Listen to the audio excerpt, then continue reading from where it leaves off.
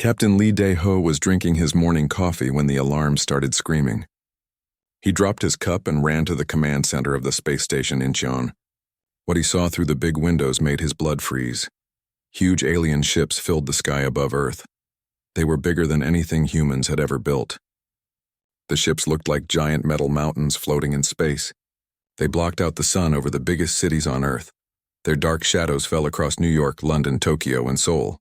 "Sir, we're getting signals from all over Earth," said Lieutenant Park Min-ho, his voice shaking. "These ships appeared everywhere at the same time.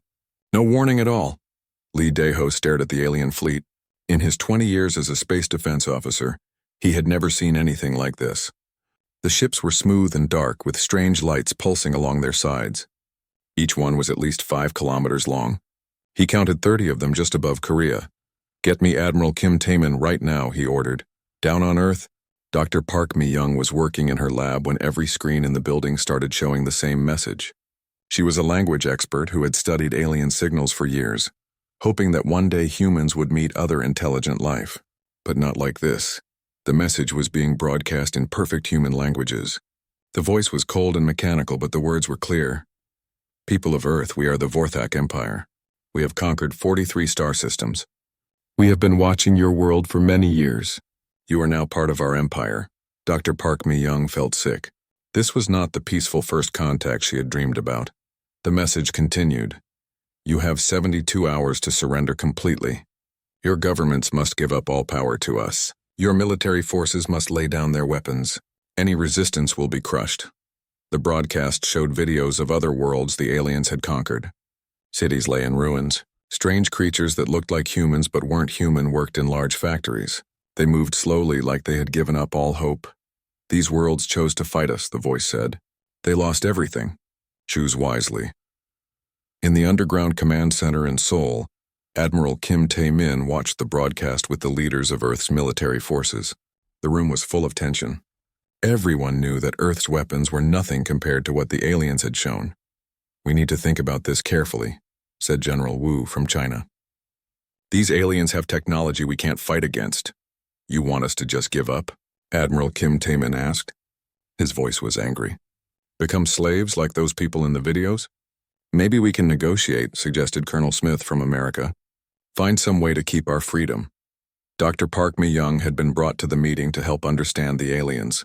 She studied the message again and again. Something bothered her about it. "They're treating us like all the other species they conquered," she said. "But those other species never had wars like we do. Look at their planets in the videos.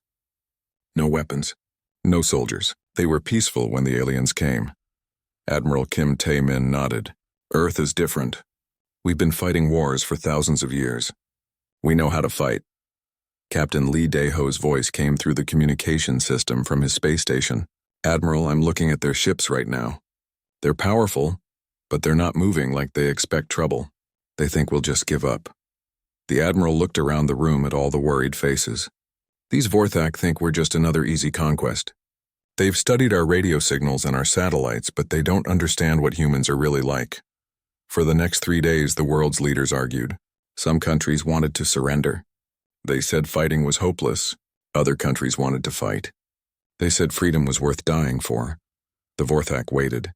Their ships hung in the sky like dark clouds. Sometimes smaller ships would fly down and scan human cities, but they didn't attack.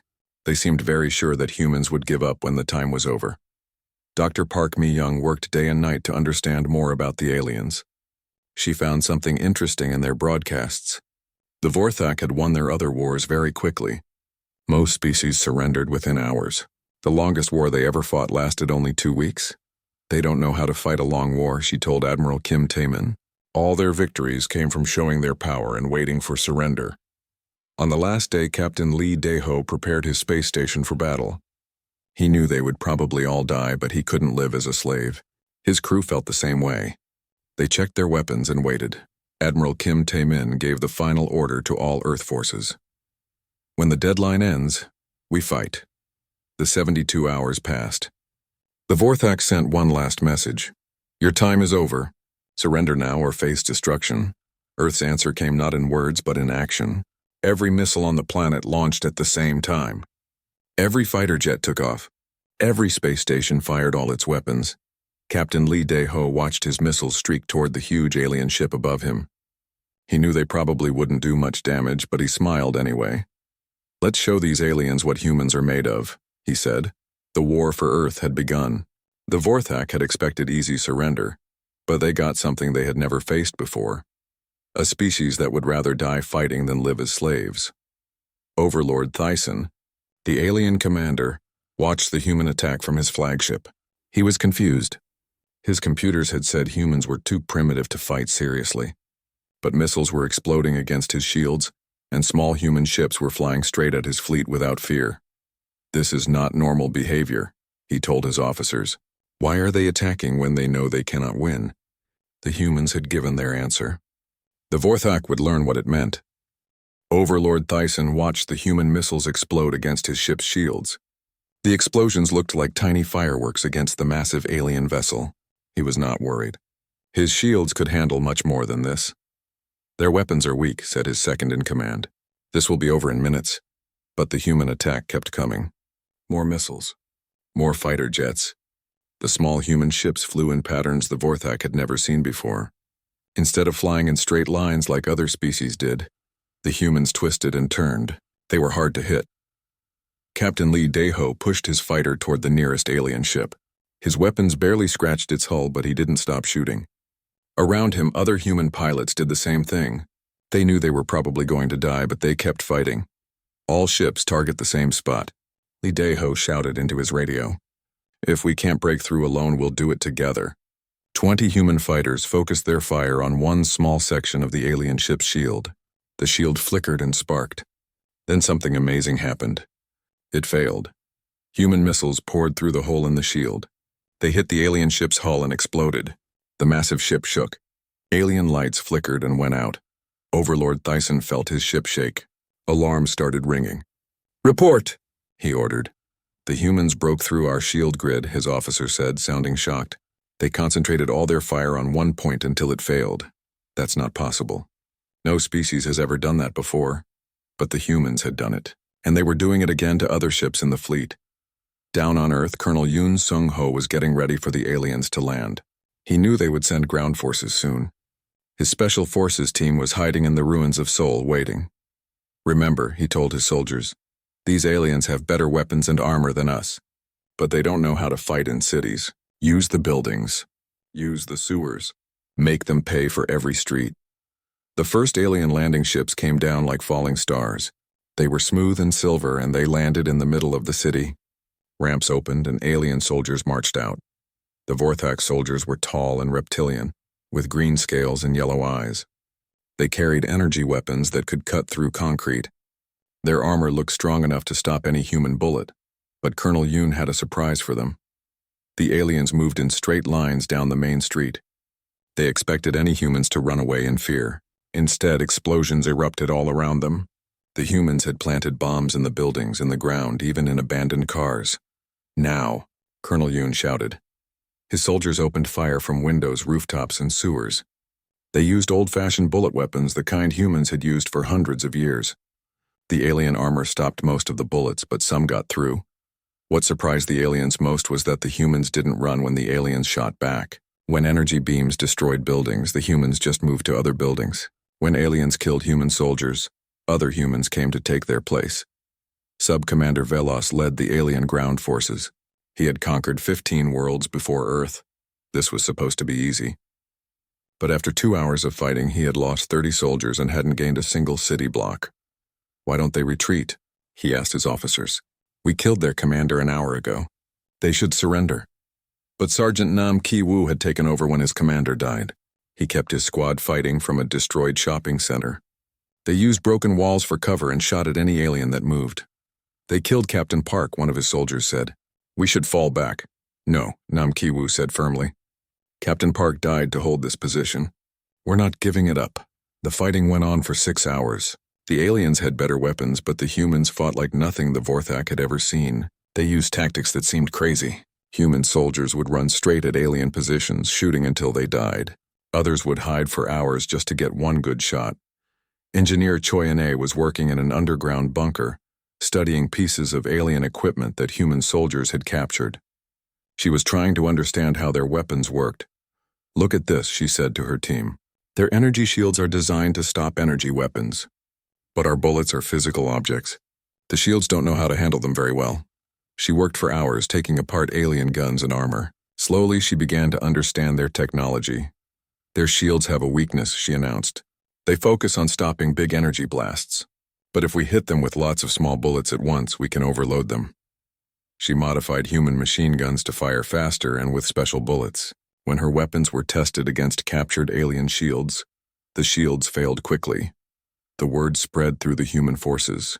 Their old weapons could work against alien technology, but only if they used them in the right way. Captain Lee Dae-ho was back in space, leading another attack on the alien fleet. This time, human ships used new tactics. Instead of attacking one at a time, 20 ships would attack one alien vessel together. They swarmed around it like angry bees. The alien ships were built to fight other large ships in space battles. They weren't designed to fight many small, fast ships at once. Their big guns couldn't turn fast enough to hit the human fighters. But what really shocked the aliens was what happened when human ships were damaged. Instead of retreating, some human pilots flew their broken ships straight into alien vessels. The humans would rather die taking enemies with them than live as prisoners. Overlord Thyssen watched another of his ships explode as 3 human fighters crashed into it. "This is not normal," he said. "Why do they choose death over surrender?" "Maybe they're crazy," suggested his officer. "No," Thyssen said slowly. "There's something else. Something we've never fought before." Back on Earth, the ground battle was going badly for the aliens. They had captured some buildings, but every street cost them soldiers. The humans fought from everywhere. They came out of sewers, dropped from buildings, and appeared from hidden tunnels. Sub-Commander Velos sent a report to his superiors. "The humans do not fight like any species we have conquered. They become more dangerous when wounded, not less. They do not surrender when their leaders are killed. Each human soldier fights as if the entire war depends on him alone." After 1 week of fighting, the Vorthak controlled the sky but couldn't control the ground. Their advanced technology gave them advantages, but human determination was something they hadn't planned for. Dr. Park Mi-young studied the alien communications they had intercepted. She made a disturbing discovery. "They're calling for reinforcements," she told Admiral Kim Tae-min, "but listen to what they're saying. They're not asking for more ships or bigger weapons. They're asking for advice. They don't understand how to fight us." Admiral Kim Tae-min smiled grimly. "Good. Let them be confused. The longer this war goes on, the more time we have to learn their technology and improve our own." The first week of war was over. Earth was still free. The Vorthak had expected quick victory, but instead they faced something that terrified them. A long war against an enemy that refused to quit. In the ruins of Seoul, Sergeant Nam Ki-woo and his squad still held their position. They had been fighting for 7 days straight. They were tired, hungry, and running low on ammunition. But they were still fighting. "How long can we keep this up?" asked one of his soldiers. Nam Ki-woo looked at the alien forces surrounding them. "As long as it takes," he said. "They're the ones who came to our world. They're the ones who need to leave." The war was just beginning, and already the aliens were learning that conquering Earth would not be easy. 6 months had passed since the aliens arrived. The war that was supposed to last 3 days was still going strong. Overlord Thyssen stared at the reports from his commanders. The numbers made no sense. The Vorthak Empire controlled space around Earth. Their ships could destroy any human vessel that tried to leave the planet. They had landed troops on every continent. By all military logic, they should have won already. But Earth refused to surrender. Dr. Kang Hye-jin worked in a secret laboratory deep underground in South Korea. She was studying captured alien prisoners. What she found changed everything humans thought they knew about their enemies. "Look at this," she told her research team. She pointed to scans of alien brain activity. "The Vorthak are not natural fighters. Their brains don't work the same way human brains do when they're in danger." She showed them more data. Most Vorthak species evolved on peaceful worlds.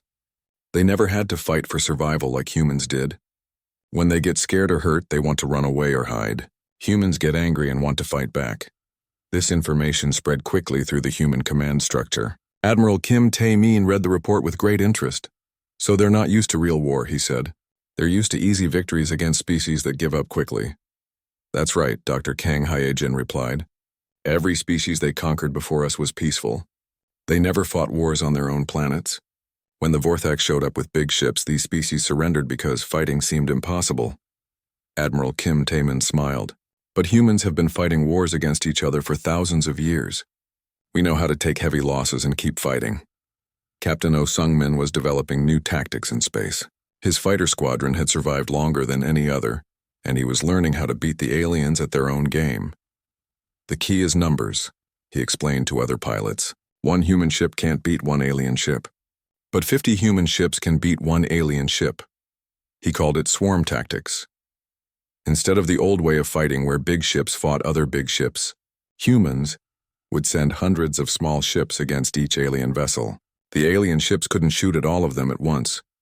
Think of it like hunting a bear, Captain O told his pilots. One hunter with a spear can't kill a bear, but 20 hunters with spears can surround it and bring it down. His tactics worked. At the Battle of Luna, human forces destroyed their first alien dreadnought. It took the sacrifice of 80 human fighters, but they proved that alien ships could be killed. Commander Ryloth was the Vorthak's chief military strategist. He had planned the conquests of 12 worlds, but Earth was driving him crazy. I don't understand these humans, he told Overlord Thyssen.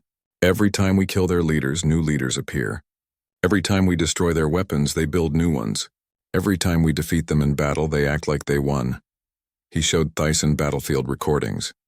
Human soldiers who were surrounded and outnumbered would fight until they ran out of ammunition.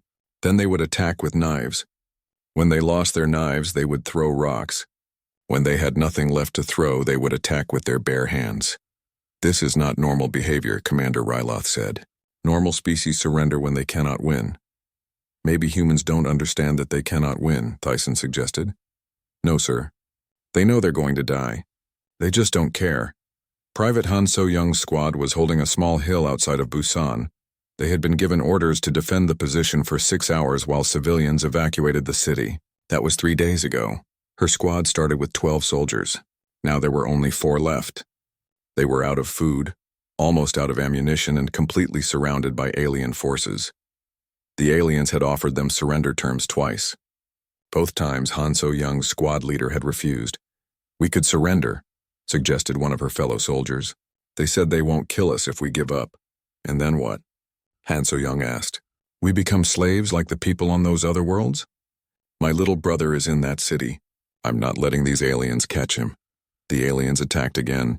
Han So-young's squad fought back with everything they had.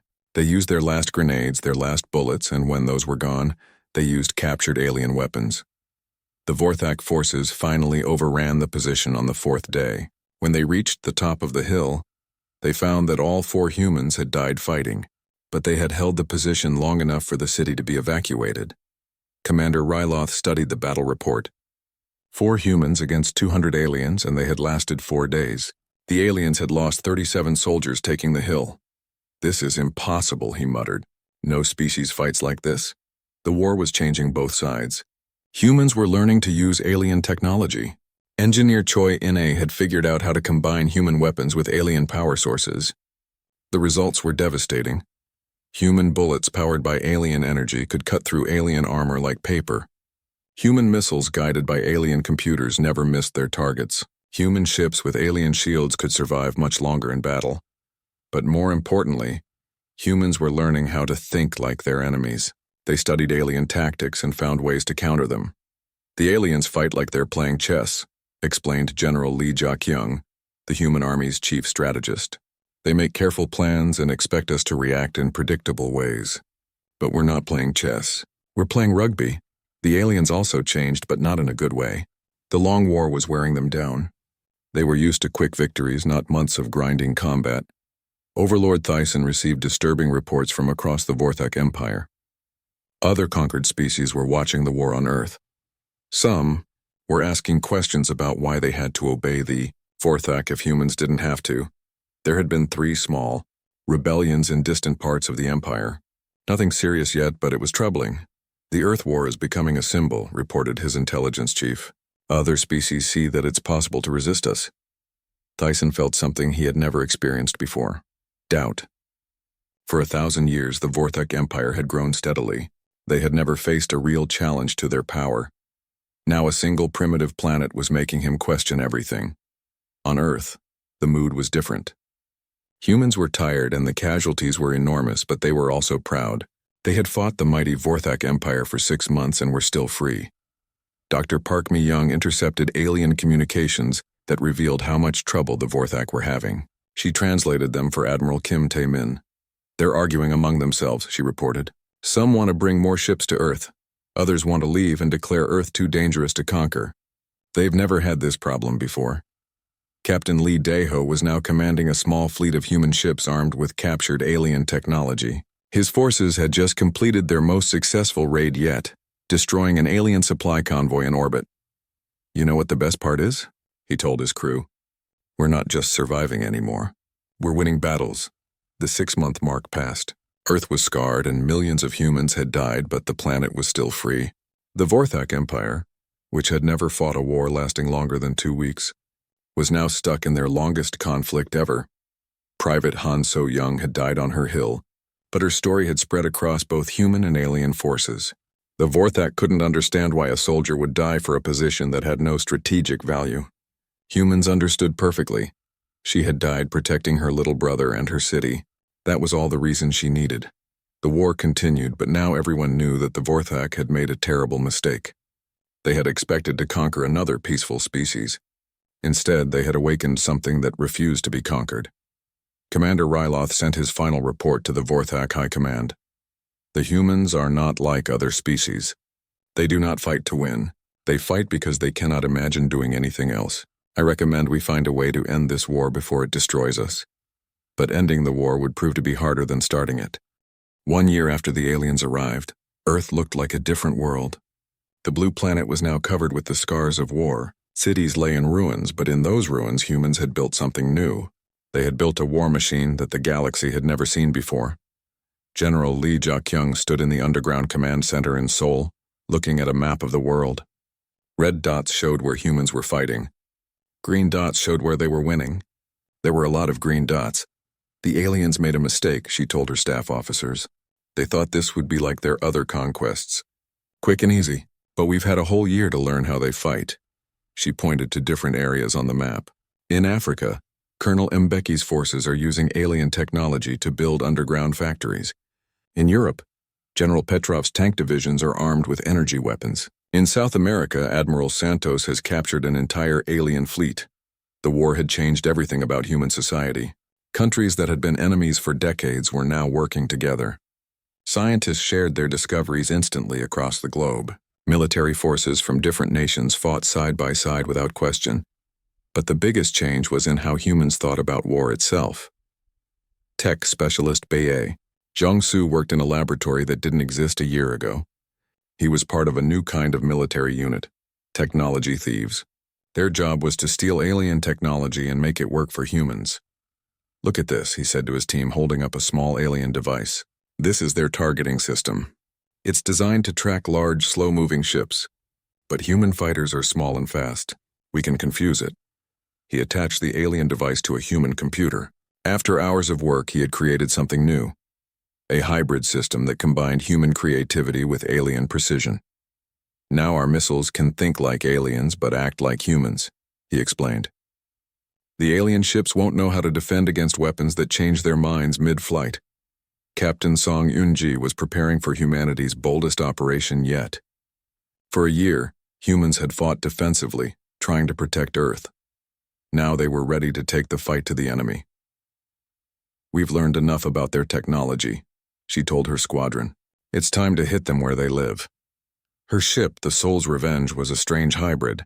It looked like a human destroyer, but it was powered by alien engines and protected by alien shields. The weapons were a mix of human bullets and alien energy beams. "Remember," she said to her crew, "we're not just fighting for Earth anymore. We're fighting to show the galaxy that the Vorthak Empire can be beaten." The Soul's Revenge and 12 other hybrid ships left Earth's orbit on a secret mission. Their target was a Vorthak supply base 3 star systems away. It would be humanity's first attack on alien territory. War Prime Nexus ruled the Vorthak Empire from his throne world of Zenthar. He was the supreme leader of 6 different alien species, and he had held power for 300 years. In all that time, he had never faced a real crisis until now. The reports from Earth grew worse every day. The humans weren't just resisting anymore. They were winning. Worse, other species in the Empire were watching and learning. 3 more planets have declared independence, reported his chief advisor. The Milani, the Torex, and the Vishan. They say if humans can resist us, so can they. War Prime Nexus felt something he hadn't experienced in centuries, fear. Not fear of death, but fear of losing everything his empire had built. How many ships do we have in the Earth system? He asked. 237 major vessels plus support craft. Send everything we have in the outer sectors. I want 1,000 ships around Earth. Sir, that will leave our other territories undefended. The other territories don't matter if we lose our reputation. If we can't defeat one primitive planet, our entire empire will collapse. But even as he gave the orders, War Prime Nexus knew he was taking a huge risk. Everything now depended on crushing Earth completely. General Lee Ja-kyung received the intelligence report about the incoming alien reinforcements. 1,000 ships was more than Earth had ever faced before. But instead of being afraid, she smiled. Perfect, she said. Now they're playing our game. Her officers looked confused. Sir? They're bringing everything to Earth, she explained. That means they're leaving their other worlds undefended. Captain Song's mission just became even more important. The human strategy had evolved far beyond simple resistance. They were now fighting a war of maneuver and deception, using the aliens' own strength against them. The Vorthak think in terms of overwhelming force, General Lee explained. Bring enough ships and the enemy has to surrender. But what if the enemy refuses to fight the way you expect? Captain Song Yunji's task force reached the alien supply base without being detected. The base was enormous, but it was also lightly defended. Most of the Vorthak ships were heading to Earth. Look at all those supplies, her weapons officer said. Food, fuel, ammunition for hundreds of ships. Not anymore, Captain Song replied. Begin the attack! The human ships struck like lightning. They used alien weapons against alien targets and the results were devastating. The supply base's defenses were designed to stop Vorthak enemies, not hybrid human-alien ships. Within 6 hours, the base was destroyed. But that wasn't the end of the mission. Now we send the message, Captain Song said. They broadcast on all Vorthak communication frequencies. The message was simple. This is the Earth Defense Force. We can reach any target in your empire. Surrender now or we will destroy everything you have built. The message spread across the galaxy faster than light. Every species in the Vorthak Empire heard it. Earth wasn't just defending itself anymore. It was threatening the heart of alien power. Tech specialist Bei Jong-soo had been working for months on his greatest project, teaching human technology to think like aliens, and alien technology to think like humans. The result was something neither side had expected. We call them ghost ships, he explained to Admiral Kim Tae-min. They look like space debris to alien sensors, but they're actually fully armed warships. The ghost ships were small, ugly, and appeared completely harmless. They drifted through space like broken metal, but inside each one was a crew of humans waiting to strike. The aliens will never see them coming, Bei said proudly. The new ships were deployed just as the massive Vorthak reinforcement fleet arrived at Earth. 1,000 alien vessels took positions around the planet, preparing for the final assault that would end human resistance forever. But the humans weren't where the aliens expected them to be. Overlord Thyssen commanded the attack fleet from his flagship. He had brought enough firepower to destroy Earth's moon if necessary. This time there would be no long battle. The humans would surrender or die. Begin orbital bombardment, he ordered. Target all major cities. The alien weapons charged up, ready to turn Earth's surface into glass. But before they could fire, space around them exploded into chaos. The ghost ships revealed themselves, dropping their disguise as space debris. Suddenly, the alien fleet was surrounded by hundreds of human warships that hadn't been there a moment before. The battle for Earth's skies became the largest space fight in galactic history. 1,000 alien ships against 500 human vessels. But the humans had advantages the aliens never expected. Captain Lee Dae-ho commanded the human fleet from his flagship, a captured alien dreadnought that had been rebuilt with human technology. All ships implement swarm protocol. The human ships moved like a school of fish, flowing around the larger alien vessels. They struck from every direction at once, then disappeared before the aliens could respond. But the real shock came when the aliens realized that some of their own ships were firing on them. Human boarding parties had captured several alien vessels and turned their weapons against their former owners. How is this possible? Thyssen demanded. His tactical officer was pale with fear. Sir, the humans have learned to operate our technology better than we can. They're using our own ships against us. The battle raged for 18 hours. When it was over, the alien fleet was in ruins. Of the 1,000 ships that had come to destroy Earth, fewer than 200 remained. They retreated to the edge of the solar system, no longer able to threaten the planet. But the real victory wasn't in space. It was in the message that spread across the galaxy. Earth had defeated the largest fleet the Vorthak Empire had ever assembled. War Prime Nexus received the news on his throne world. His advisors told him about the battle, about the human tactics, about the ships that had been captured. It's impossible, he said. No primitive species can defeat our technology. The humans aren't primitive anymore, his advisor replied quietly. They've been learning from us for a year. In some ways, they understand our technology better than we do. For the first time in 3 centuries, War Prime Nexus realized that his empire might lose a war. On Earth, the celebrations were brief. General Lee Ja-kyung knew that the real war was just beginning. They'll be back, she told Admiral Kim Taemin. But next time we'll be ready to take the fight to them. Humanity had survived its trial by fire. Now it was time to show the galaxy what humans could do when they weren't just fighting for survival. The galaxy was about to learn why humans had never been conquered by their own species. Despite thousands of years of war, some things simply refused to stay defeated. 2 years had passed since the aliens first arrived at Earth. War Prime Nexus sat alone in his throne room on Zenthar, staring at reports that told him his empire was falling apart. 17 worlds had declared independence. The Milani, who had been loyal subjects for 400 years, were now building their own warships using human designs. The Torek were refusing to send food supplies to Vorthak worlds. Even the peaceful Vaishon had started training soldiers. How did this happen? He asked his reflection in the dark window. The answer was simple. Humanity had done the impossible. They had shown the galaxy that the Vorthak Empire could be beaten. Admiral Kim Taemin stood on the bridge of humanity's newest ship. The United Earth. It was huge, bigger than anything humans had ever built before. But it wasn't just size that made it special. The ship was built entirely from captured alien technology, improved by human engineering. Are you ready for this? He asked Captain Lee Dae-ho, who would command the ship in battle. I've been ready for 2 years, Lee replied. It's time to end this war.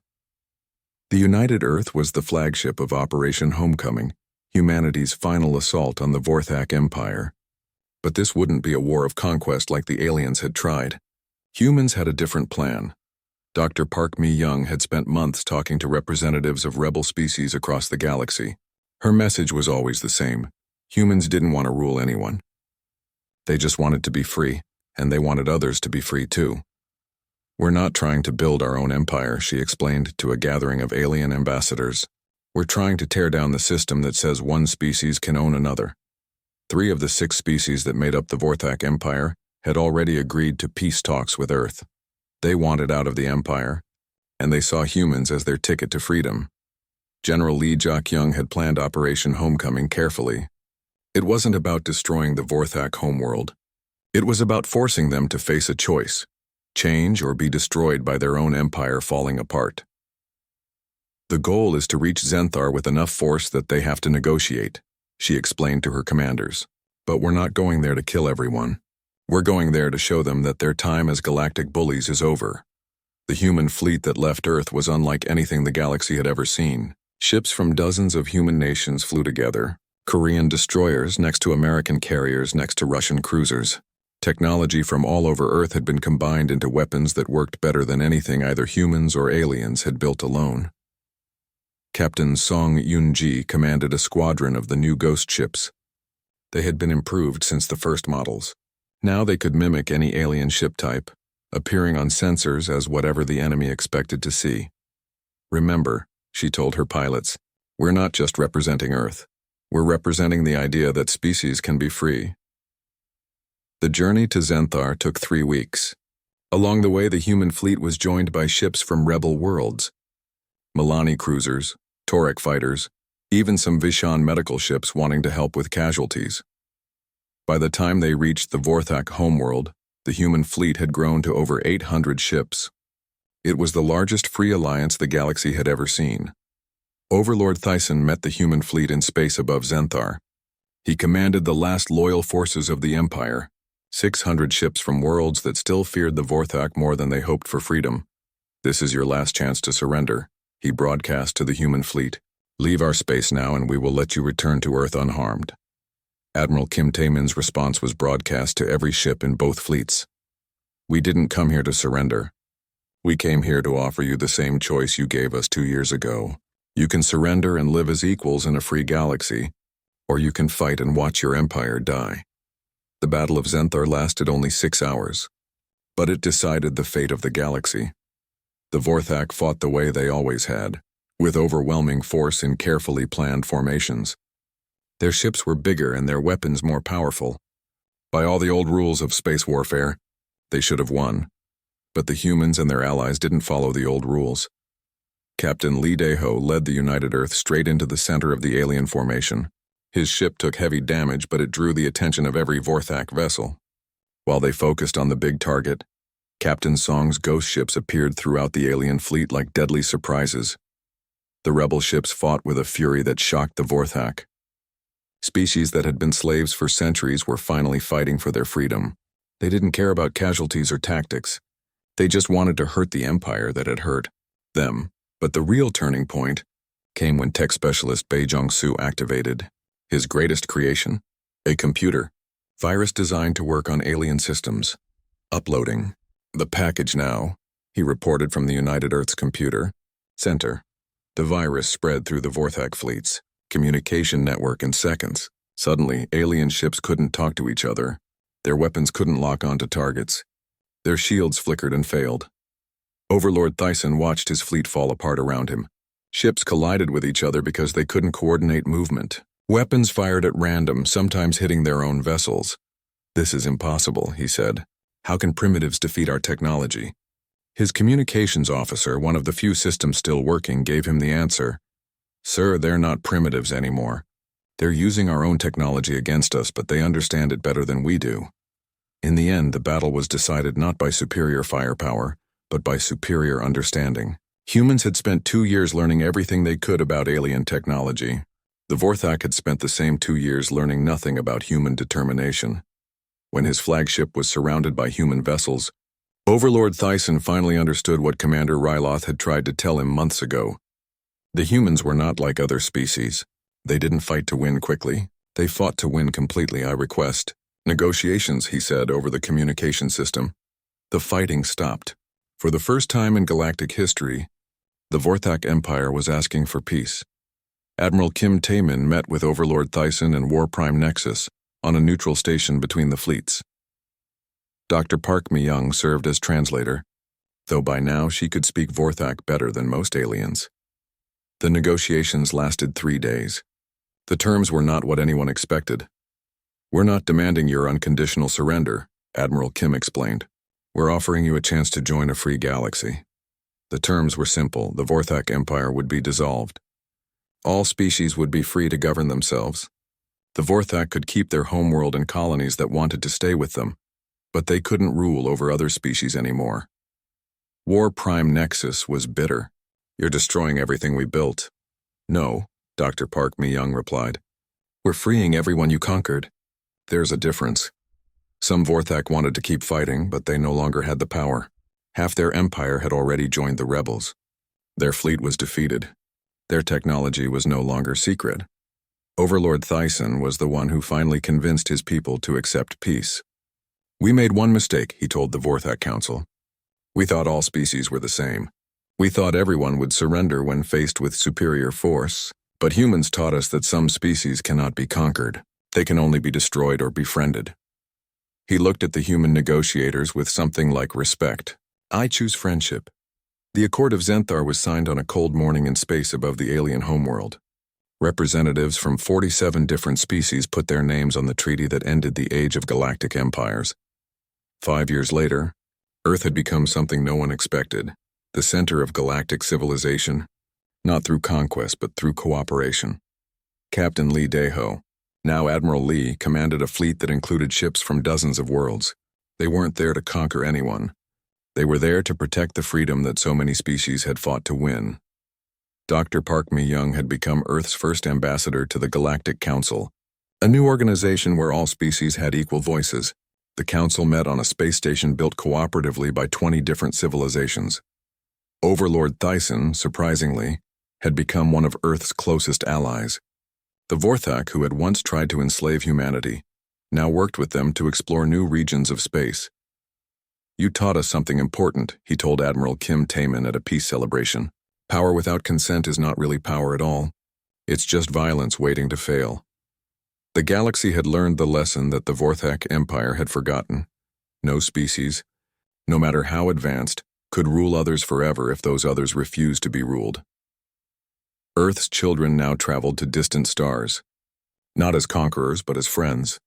They carried with them the lesson their planet had taught the galaxy, that freedom was not something given by the strong to the weak. It was something that belonged to everyone, and some species would fight forever to keep it. The aliens had expected humanity's submission.